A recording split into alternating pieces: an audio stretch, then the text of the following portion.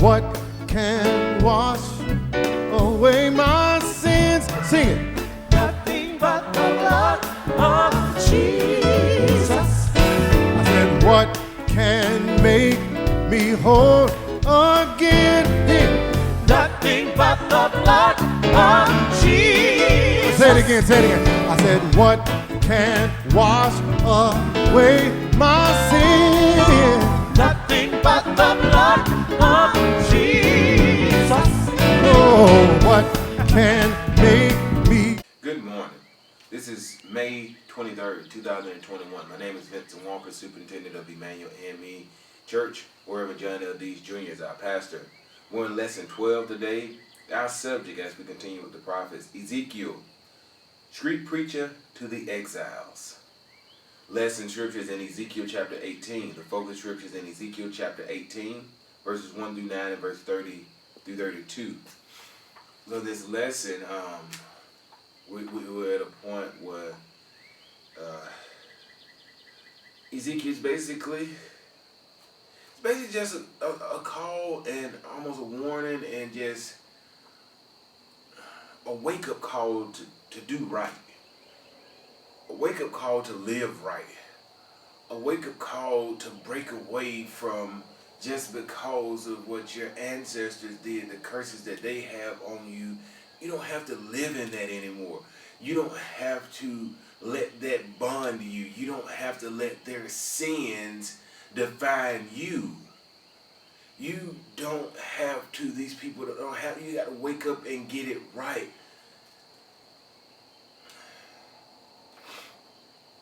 Just because we see it too often, it is only because of kids look up to their parents.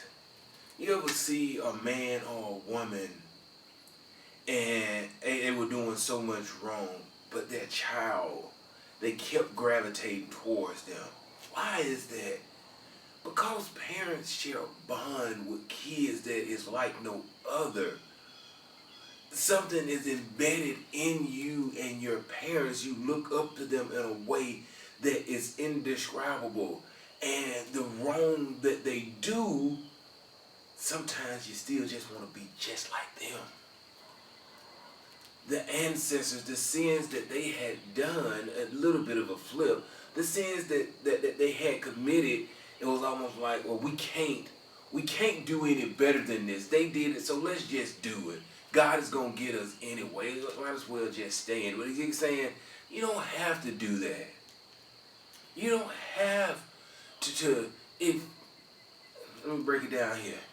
Just because your daddy was a player don't mean you have to be a player. Okay? Because a person living that life is not a life pleasing to God. The ancestors, they had done wrong. Ezekiel saying it's time to wake up. It's time to do better because God is going to judge you. Not based on what your ancestors did.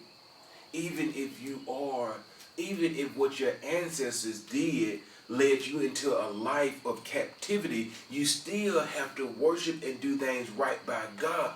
Why? Because we as believers know that this is a temporary state. We as the believer, we as God's children know that we have another home. We as believers know that this is just a test run at heaven. We as believers, we know and understand this. This is practice. Why is it practice? Because the big game is up there. This here is the rehearsal. You better learn how to get it right here. If you are a believer. Not to the unbeliever, yeah, you go out there and you do what you want to do.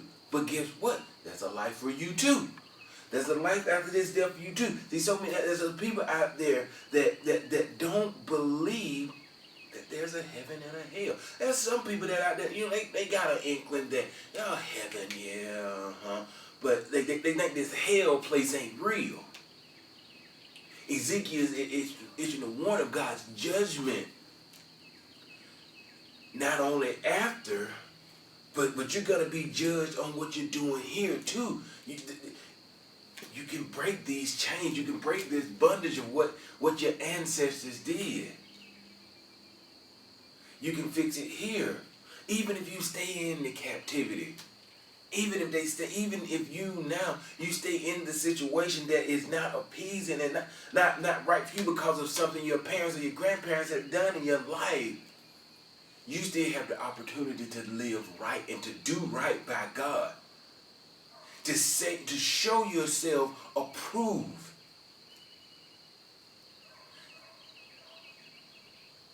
We gotta do better.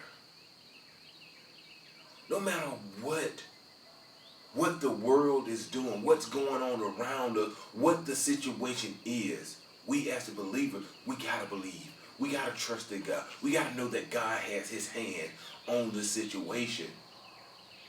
And we can't just, because we see things, we see other people doing things, or we see what people have done, and maybe they skirted through, or maybe they didn't get it as bad.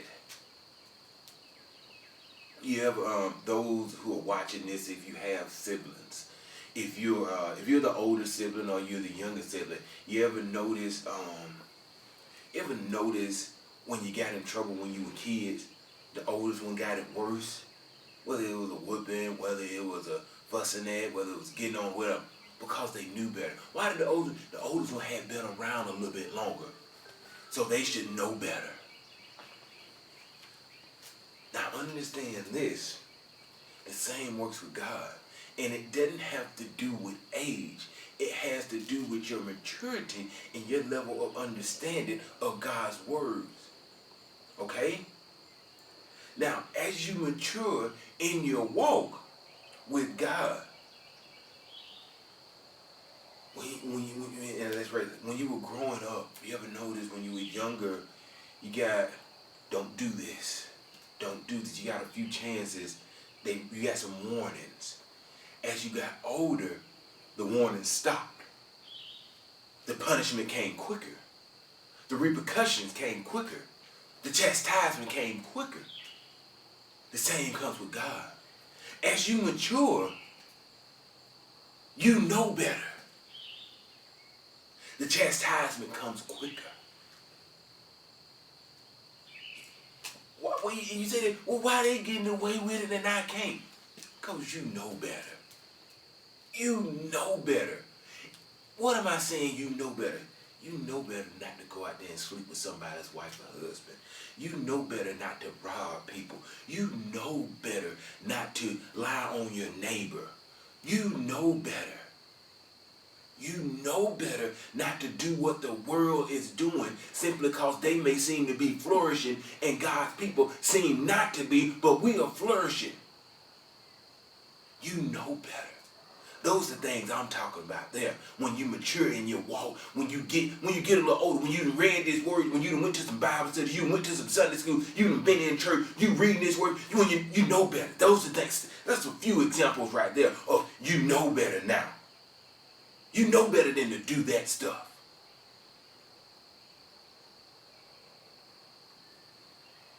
God expects better out of us. He wants better out of us. He wants us to do good. God is not a God who wants to just throw the book at us all the time. God, man, I tell you, when I was a kid and I got whoopings, and I'm not ashamed to say I got whoopings. When I got whoopings, my dad and my grandma, even my uncles and stuff, maybe my dad and my grandma, they would always say, this hurts me more than it hurts you. I know that. God doesn't like to punish us. God wants to see us do good. God has a plan of greatness laid out for all of us. He has a plan of greatness laid out for all of us. It breaks his heart. It breaks his heart when we do wrong. It breaks his heart to have to punish us. But he has to do those things to show us his power. So many people harp on God's love, but God has wrath. He's a father, so he's constantly teaching us. Do right. Trust God. Trust God. Have a blessed day, my brothers and sisters. God bless you and God keep you. Thank you.